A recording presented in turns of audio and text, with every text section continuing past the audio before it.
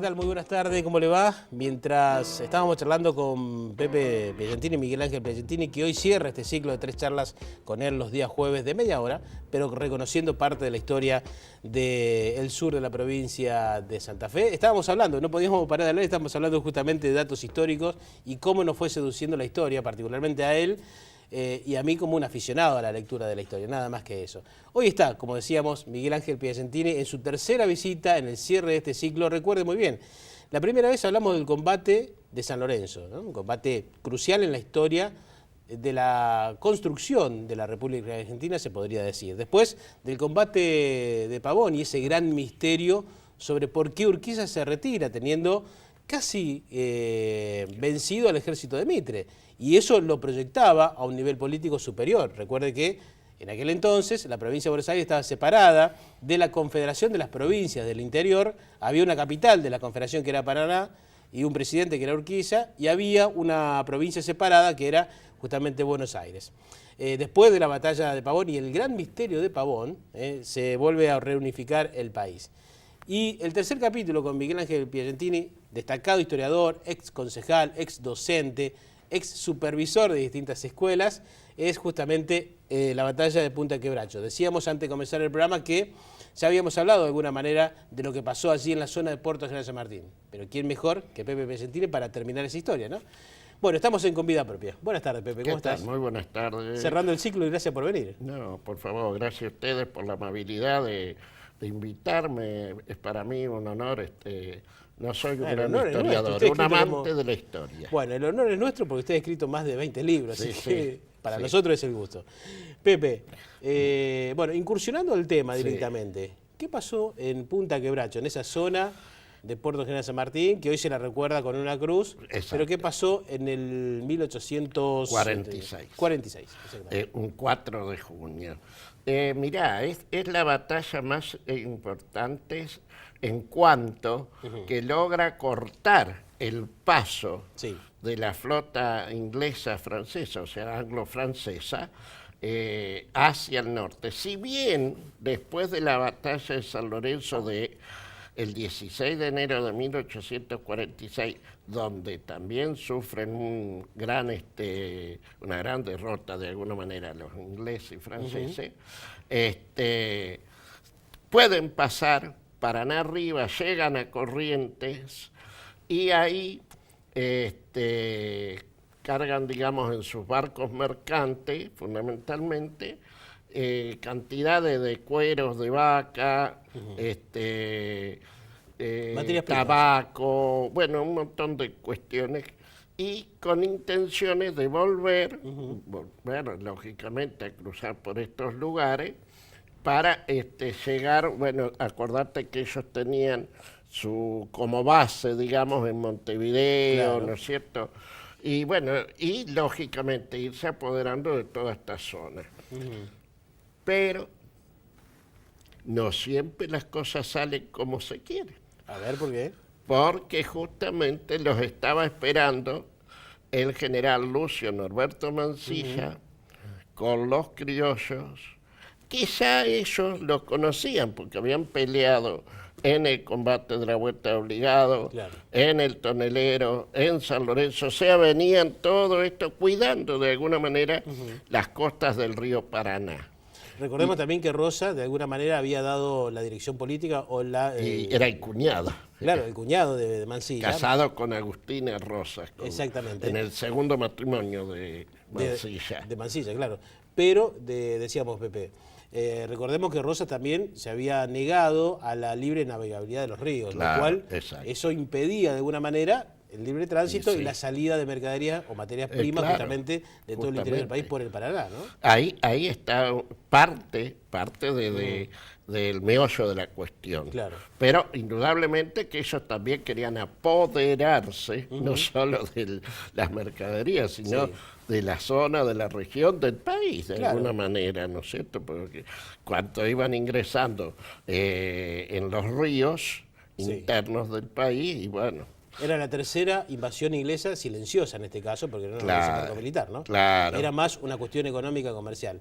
Pepe, ¿qué pasó allí en Punta Quebracho? ¿Cómo fue? Bueno, en Punta Quebracho precisamente esta batalla comienza aproximadamente, dice García Mansilla, un descendiente de Pedro García Mansilla, dice que comienzan las primeros escaramuzas, llamémosle, aproximadamente a las 10:45, cuando el ayudante mayor de Marina, Álvaro Alzogaray, que creo que era el tatarabuelo, sí.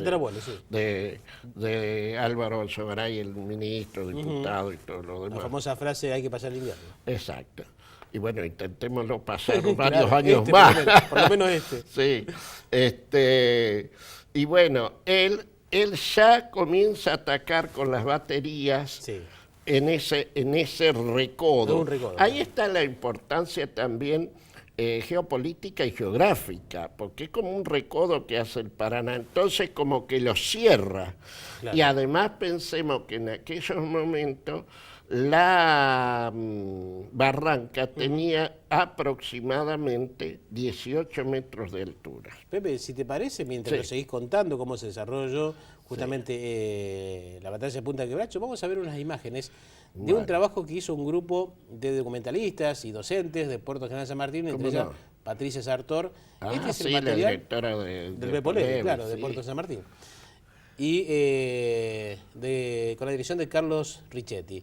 Bueno, estas son Punta Quebracho, justamente, un trabajo que se hizo en Puerto San Martín para recordar justamente esta batalla, que fue otra de las batallas olvidadas de la historia argentina. Pero bueno, exacto, son del interior, por eso.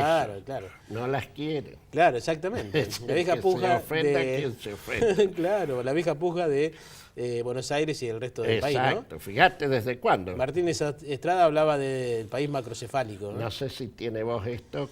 Tiene algo de audio, pero es una película, finales de la década del 30. No pude encontrar. No alcanzo a leer qué dice arriba. Dice Punta Quebracho. A ver, vamos a escuchar un poquito. Luego de haber vencido en la batalla de Vuelta de Obligado, unos pocos meses antes. Fue acá en Punta Quebracho que la identidad y la soberanía gritaron, en esta misma barranca, un potente no pasarán. Que fortaleció a cada uno de esos casi 800 soldados. Eran solo 800 y los navíos ingleses y franceses se acercaban. ¿Se imaginan si hoy nos dieran solamente 17 cañones y 150 rifles para impedir que más de 50 barcos mercantes continuasen navegando? Sí, más de 50 barcos mercantes custodiados por unos 20 barcos de guerra. Se acercaban por el río Paraná, se los divisaba confiados, con el porte de quien se sabe protegido por el más fuerte. No era nada fácil, pero allí estaba Lucio Mansilla. Quien pudiera saber si haber combatido con solo 14 años de edad en las invasiones inglesas y perder a sus padres en ese momento histórico, influyeron en la forma de infundir coraje y osadía a sus hombres, aquel 4 de junio. Lo decimos en nuestra canción. Los esperaba el general Lucio Mansilla en la angostura, con fuerza y valor, fuego y acero de la tropa federal. Esta vez nuestra barranca puso los cañones a salvo de la destrucción enemiga, haciendo que fueran indestructibles y con ello preservando nuestra soberanía. La puertense Punta Quebracho fue una combatiente más aquel 4 de junio, puso su solidez, su barranca, su altura y no se doblegó.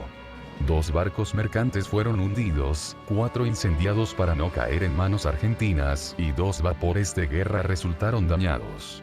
Los restantes escaparon a toda velocidad, llegaron a Montevideo y allí, los 2 países más importantes del mundo en esa época, Inglaterra y Francia, decidieron no intentar otra expedición.